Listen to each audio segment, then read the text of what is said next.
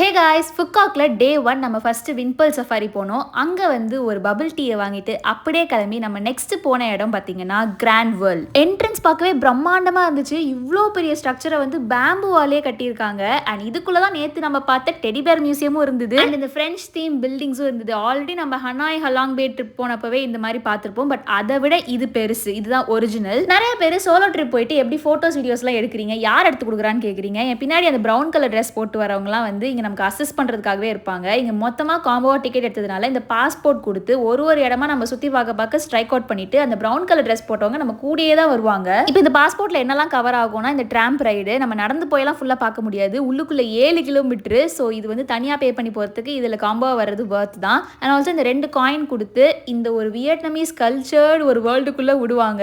ஆக்சுவலாக இங்கே பார்க்க எல்லாமே அப்படியே சைனீஸ் ஃபேரி டெய்லுக்குள்ளே போகிற மாதிரியே இருக்கும். இங்கே இருக்கிற எல்லாமே அவங்களோட கல்ச்சர், ட்ரெஸ்ஸு, அவங்களோட மியூசிக்கல் இன்ஸ்ட்ருமெண்ட்ஸ், ஆல்சோ அவங்களோட கல்ச்சர் பார்த்தின ஒரு ப்ரோக்ராம் கூட நடத்துவாங்க.